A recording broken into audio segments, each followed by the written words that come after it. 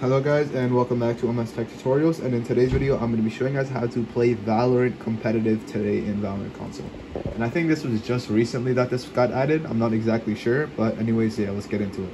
So open up Valorant, make sure you're at the home page, click triangle so you can start play, and then from here you're going to select mode on the left, and you're going to go ahead and select competitive. Now once you select competitive, you can go ahead and start game at the bottom and you should be good to go.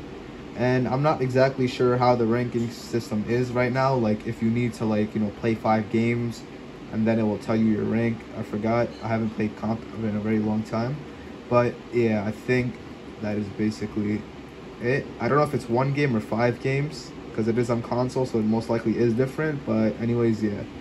And yeah, that is basically it for the video. Thank you guys for watching. Make sure to give the video a thumbs up, subscribe to the channel, and have a great day.